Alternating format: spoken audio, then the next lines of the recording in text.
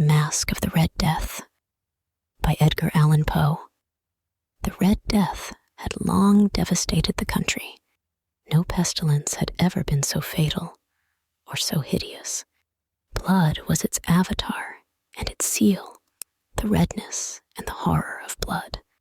There were sharp pains and sudden dizziness, and then profuse bleeding at the pores with dissolution.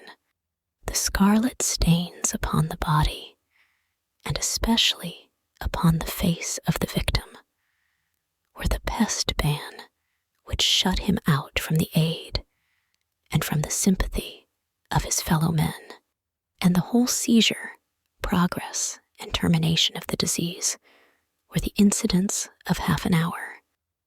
But the Prince Prospero was happy and dauntless and sagacious. When his dominions were half depopulated, he summoned to his presence 1,000 hale and light-hearted friends from among the knights and dames of his court, and with these retired to the deep seclusion of one of his castellated abbeys. This was an extensive and magnificent structure, the creation of the prince's own eccentric yet august taste. A strong and lofty wall girdled it in. This wall had gates of iron. The courtiers, having entered, brought furnaces and massy hammers and welded the bolts. They resolved to leave means neither of ingress or egress to the sudden impulses of despair or of frenzy from within. The abbey was amply provisioned. With such precautions, the courtiers might bid defiance to contagion. The external world could take care of itself. In the meantime, it was folly to grieve or to think. The prince had provided all the appliances of pleasure. There were buffoons, there were improvisatori, there were ballet dancers, there were musicians, there was beauty, there was wine. All these in security were within. Without was the Red Death. It was toward the close of the 5th or 6th month of his seclusion, and while the pestilence raged most furiously abroad, that the Prince Prospero entertained his 1,000 friends at a masked ball of the most unusual magnificence. It was a voluptuous scene, that masquerade. But first let me tell of the rooms in which it was held. There were 7 in imperial suite. In many palaces, however, such suites form a long and straight vista, while the folding doors slide back nearly to the walls on either hand, so that the view of the whole extent is scarcely impeded. Here the case was very different, as might have been expected from the Duke's love of the bazaar. The apartments were so irregularly disposed that the vision embraced but little more than one at a time. There was a sharp turn at every 20 or 30 yards, and at each turn a novel effect. To the right and left, in the middle of each wall, a tall and narrow Gothic window looked out upon a closed corridor which pursued the windings of the suite. These windows were of stained glass, whose color varied in accordance with the prevailing hue of the decorations of the chamber into which it opened. That at the eastern extremity was hung, for example, in blue and vividly blue were its windows. The second chamber was purple in its ornaments and tapestries, and here the panes were purple. The third was green throughout, and so were the casements. The fourth was furnished and lighted with orange, the 5th with white, the 6th with violet. The 7th apartment was closely shrouded in black velvet tapestries that hung all over the ceiling and down the walls, falling in heavy folds upon a carpet of the same material and hue. But in this chamber only, the color of the windows failed to correspond with the decorations. The panes here were scarlet a deep blood color. Now, in no one of the 7 apartments was there any lamp or candelabrum, amid the profusion of golden ornaments that lay scattered to and fro, or depended from the roof. There was no light of any kind emanating from lamp or candle within the suite of chambers, but in the corridors that followed the suite, there stood, opposite to each window, a heavy tripod, bearing a brazier of fire that projected its rays through the tinted glass, and so glaringly illumined the room. And thus were produced a multitude of gaudy and fantastic appearances. But in the western or black chamber, the effect of the firelight that streamed upon the dark hangings through the blood-tinted panes was ghastly in the extreme, and produced so wild a look upon the countenances of those who entered, that there were few of the company bold enough to set foot within its precincts at all. It was in this apartment also that there stood against the western wall a gigantic clock of ebony. Its pendulum swung to and fro with a dull, heavy, monotonous clang, and when the minute hand made the circuit of the face, and the hour was to be stricken, there came from the brazen lungs of the clock a sound which was clear and loud and deep and exceedingly musical, but of so peculiar a note and emphasis that at each lapse of an hour, the musicians of the orchestra were constrained to pause momentarily in their performance to hearken to the sound, and thus the waltzers perforce ceased their evolutions, and there was a brief disconcert of the whole gay company. And while the chimes of the clock yet rang, it was observed that the giddiest grew pale, and the more aged and sedate passed their hands over their brows as if in confused reverie or meditation. But when the echoes had fully ceased, a light laughter at once pervaded the assembly. The musicians looked at each other and smiled as if at their own nervousness and folly, and made whispering vows, each to the other, that the next chiming of the clock should produce in them no similar emotion. And then, after the lapse of 60 minutes, which embrace 3,600 seconds of the time that flies, there came yet another chiming of the clock, and then were the same disconcert and tremulousness and meditation as before. But in spite of these things, it was a gay and magnificent revel. The tastes of the Duke were peculiar. He had a fine eye for colors and effects. He disregarded the decora of mere fashion. His plans were bold and fiery, and his conceptions glowed with barbaric luster. There are some who would have thought him mad. His followers felt that he was not. It was necessary to hear and see and touch him to be sure that he was not. He had directed, in great part, the movable embellishments of the 7 chambers upon occasion of this great fete, and it was his own guiding taste which had given character to the masqueraders. Be sure they were grotesque. There were much glare and glitter and piquancy and phantasm, much of what has been since seen in Hernani. There were arabesque figures with unsuited limbs and appointments. There were delirious fancies such as the madman fashions. There was much of the beautiful, much of the wanton, much of the bizarre, something of the terrible, and not a little of that which might have excited disgust. To and fro in the 7 chambers there stalked, in fact, a multitude of dreams, and these, the dreams, writhed in and about, taking hue from the rooms, and causing the wild music of the orchestra to seem as the echo of their steps, and anon, there strikes the ebony clock which stands in the hall of the velvet, and then for a moment all is still, and all is silent save the voice of the clock. The dreams are stiff frozen as they stand, but the echoes of the chime die away.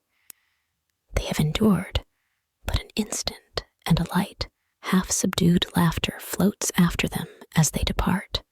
And now again the music swells, and the dreams live, and writhe to and fro more merrily than ever, taking hue from the many-tinted windows through which stream the rays from the tripods. But to the chamber which lies most westwardly of the seven, there are now none of the maskers who venture, for the night is waning away, and there flows a ruddier light through the blood-colored panes, and the blackness of the sable drapery appalls.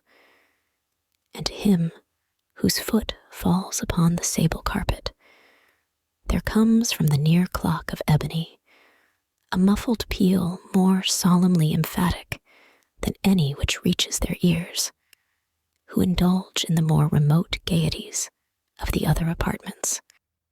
But these other apartments were densely crowded, and in them beat feverishly the heart of life, and the revel went whirlingly on, until at length there commenced the sounding of midnight upon the clock, and then the music ceased, as I have told, and the evolutions of the waltzers were quieted, and there was an uneasy cessation of all things as before.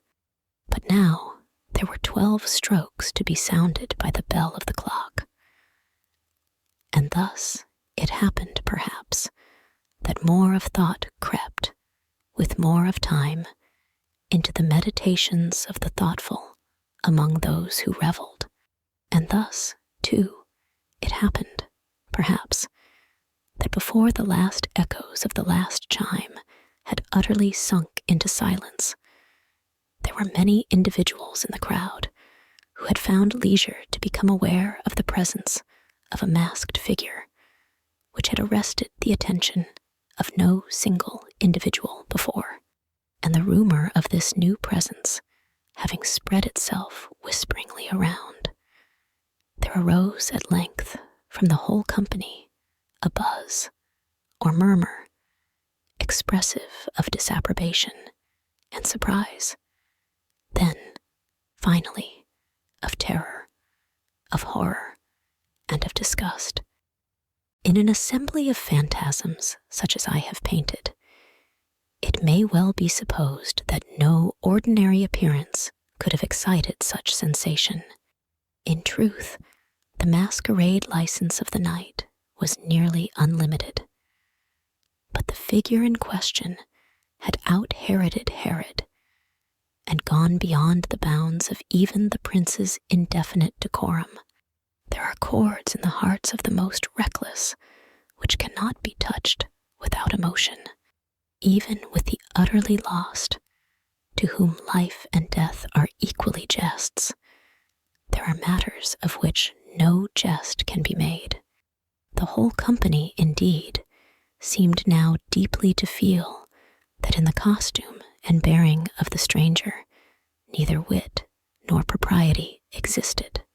The figure was tall and gaunt, and shrouded from head to foot in the habiliments of the grave. The mask which concealed the visage was made so nearly to resemble the countenance of a stiffened corpse that the closest scrutiny must have had difficulty in detecting the cheat. And yet all this might have been endured, if not approved, by the mad revellers around. But the mummer had gone so far as to assume the type of the Red Death. His vesture was dabbled in blood, and his broad brow, with all the features of the face, was besprinkled with the scarlet horror. When the eyes of Prince Prospero fell upon this spectral image, which, with a slow and solemn movement, as if more fully to sustain its role, stalked to and fro among the waltzers, he was seen to be convulsed, in the first moment, with a strong shudder, either of terror or distaste. But in the next, his brow reddened with rage. "Who dares," he demanded hoarsely of the courtiers who stood near him, "who dares insult us with this blasphemous mockery? Seize him and unmask him, that we may know whom we have to hang at sunrise from the battlements." It was in the eastern or blue chamber in which stood the Prince Prospero as he uttered these words. They rang throughout the 7 rooms loudly and clearly, for the prince was a bold and robust man, and the music had become hushed at the waving of his hand. It was in the blue room where stood the prince, with a group of pale courtiers by his side. At first, as he spoke, there was a slight rushing movement of this group in the direction of the intruder, who at the moment was also near at hand, and now, with deliberate and stately step, made closer approach to the speaker, but from a certain nameless awe with which the mad assumptions of the mummer had inspired the whole party, there were found none who put forth hand to seize him, so that, unimpeded, he passed within a yard of the prince's person, and while the vast assembly, as if with one impulse, shrank from the centers of the rooms to the walls, he made his way uninterruptedly, but with the same solemn and measured step which had distinguished him from the first, through the blue chamber, to the purple through the purple, to the green through the green, to the orange through this again, to the white, and even thence to the violet. Ere a decided movement had been made to arrest him, it was then, however, that the Prince Prospero, maddening with rage and the shame of his own momentary cowardice, rushed hurriedly through the 6 chambers, while none followed him on account of a deadly terror that had seized upon all. He bore aloft a drawn dagger, and had approached in rapid impetuosity to within 3 or 4 feet of the retreating figure, when the latter, having attained the extremity of the velvet apartment, turned suddenly and confronted his pursuer.